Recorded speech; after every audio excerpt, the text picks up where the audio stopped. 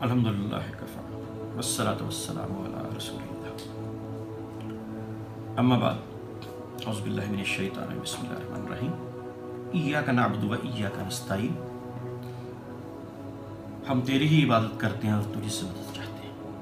اب اللہ نے مدد مانگنے کا طریقہ بھی بتا دیا اللہ پاک نے، یا ایھا الذین آمنوا استعینوا بالصبر والصلاۃ ان اللہ مع الصابرین۔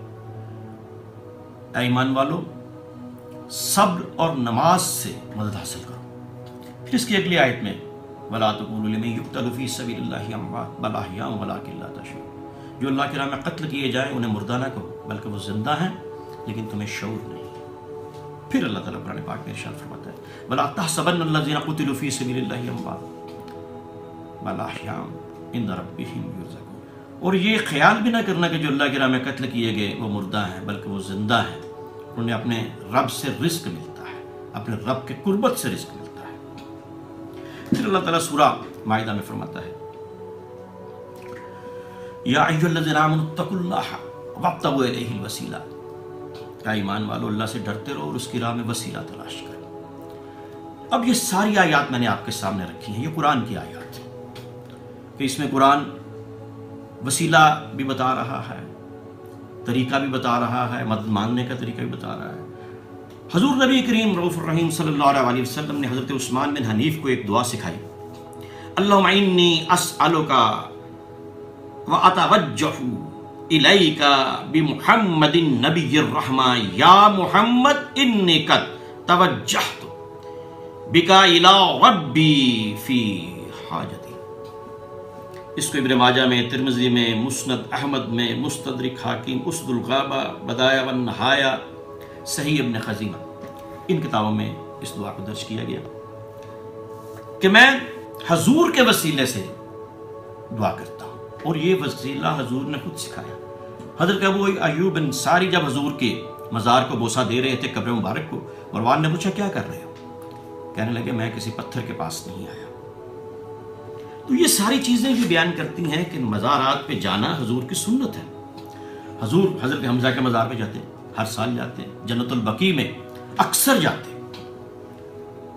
اور حضرت حمزہ کا جب آپ نے جنازہ پڑھایا تو کہا یا عام، اے میرے چچا، اور پھر کہا انت کاشف الحزن انت کاشف الغم، آپ میرے غموں کو دور کرنے والے ہیں۔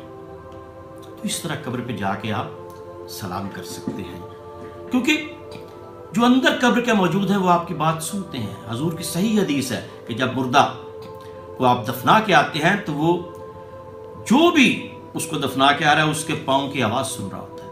جنگ بدر میں جب آپ کافروں کو گڑھے میں پھینک رہے تھے تو آپ نے فرمایا کہ یہ سنتے ہیں اور تم ان سے زیادہ نہیں سنتے۔ تو اگر کافر سن سکتا ہے تو مومن کیوں نہیں سن سکتا؟ لیکن قبر پہ سجدہ کرنا یہ مکروہ تحریمی ہے، جو حرام کے قریب ہے، تعظیمی سجدہ۔ اور اگر عبادت کی غرض سے سجدہ کیا جائے تو یہ کفر ہے۔ قبر پہ جائیں، دعا کریں اور ان کے وسیلے سے اللہ سے دعا کریں، جس طرح قبروں پہ جا کے حضور نبی کریم صلی اللہ علیہ وسلم اپنی امت کے لیے شعبان کے 15ویں رات کو دعا کرتے تھے۔ تو یہ قرآن اور سنت سے یہ چیزیں ثابت ہیں۔ حضرت زکریا کا سورہ آل عمران میں وہ آپ کی محراب جو ہے حضرت مریم کی جگہ، وہاں پہ دعا کرتے ہیں۔ تو اس لیے حقیقی مددگار اللہ ہے، اس سے مدد مانگنی چاہیے۔ حضور نے فرمایا واللہ یؤتی وانا قاسم، اللہ عطا کرنے والا ہے، میں تقسیم کرنے والا ہوں۔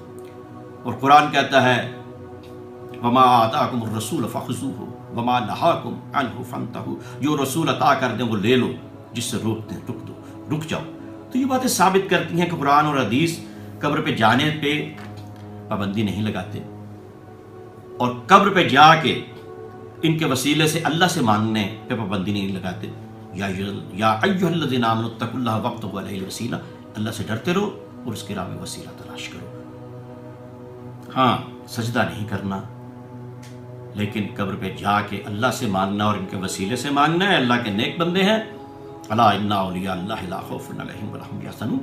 یہ اللہ کے دوست ہیں اور اللہ ان کی قبروں پہ رحمتوں کی برکتوں کی بارش کر رہا ہوتا ہے, اور ان کے وسیلے سے مانگیں گے تو اللہ جلد عطا فرمائے گا. وما علینا الا البلاغ. بہت شکریہ ڈاکٹر صاحب, اللہ حافظ.